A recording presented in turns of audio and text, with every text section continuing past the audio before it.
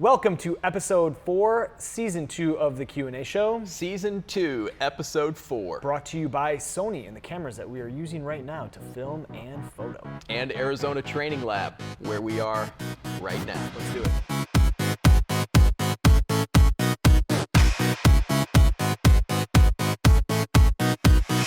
Scott, you ready to do this today? I am more than ready to do this today. I've been ready. So real quick, you guys ask questions, we answer them today. Who is it from? This is from Jerry. Jerry. Jerry wants to know, how can I get faster results outside of the gym? That's not a bad question. It's not a bad question. A lot of the times, the gym, you're going to spend 30 minutes to an hour a day. So really, the bulk of your time is going to be spent. 23 other hours of the day. Is really going to be spent outside the gym. So legitimate question. I think, is he talking more along the lines of like nutrition, like healthier nutrition habits? This is pretty open-ended. I would say if you were going to get results outside of the gym, well, no, I mean, there are a lot of ways you could get standing desk, for example, but let's keep it in the nutrition. Let's hammer the nutritional element. I mean, obviously, aspect. Check out some of the other blogs, the macros, understanding that. Right, I think which we've talked about here. Yep, water intake's gonna be important. I think if you're looking for tips, let's talk simply about just your kitchen. So how can we? That's a really good idea. How can we eliminate some of the things that could potentially be causing you to increase your caloric intake? Okay, so here's tip number 1. Just open up your fridge and clear that. Just clear that shit out. Yeah. And make sure that what is in your fridge. Make sure that it's proteins, vegetables, fruits, and really that's kind of it to an extent. Maybe not even the fruit though. Sometimes fruit doesn't need to be in the refrigerator. It doesn't need to be in there. Well, yeah, fruit could be stored elsewhere. In so many different ways. But I guess the whole point is all the condiments, the sauces. You're gonna have other things that are in there that are full of sugar and just junk garbage. food. Yeah, junk food.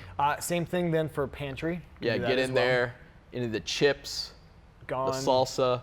Salsa's good. Yeah, but chips it's good. It just Cookies encourages you to buy chips for the salsa. Right. So now the salsa's no longer good. You can put on eggs though.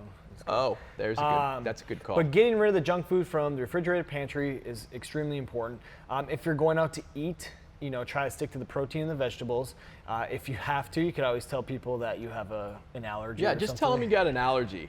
You know what? They're probably not even going to question you at that point. Probably not. And if they do question you, tell them you're also vegan. And I mean, you're dairy-free, grain-free. Dairy-free, grain-free, and you don't eat gluten-free. Meat. And pretty much that eliminates everything on the that eliminates everything on the menu. And if you eat carrot sticks, they're not even going to question you at that point. It's not a problem. That's a little extreme. Well, but yes, you get the picture. Just proteins, vegetables. Try to eliminate all the stuff inside your refrigerator that's unhealthy and not necessarily pantry as well. Right. You did kind of say a standing desk. People can do that. You could take the flight of stairs. You could park farther away. All those little basic things. Park farther away. From when you have to walk in, you're going to burn more calories. Interesting side note. Yeah. When you work out outside of the gym, you actually walk from this gym to that gym. Sometimes I do. See, that's a healthy choice. Burning calories. Burning calories. More steps throughout the day are good. Yeah. Walks, taking periodic breaks. If you have more of a desk job, get up every hour. Maybe go for a walk outside or do something in nature. So there's little things. I'm not really privy right now to all the detailed things that we could get into because that was an interesting question. It is. I could probably add more once we get done. But I think that we contextualize that in a way that everybody can sort of grab hold of something out of that. I think we've talked about the basic macro elements in other episodes. The biggest takeaway is you're going to have 23 hours of a day outside of the gym, roughly.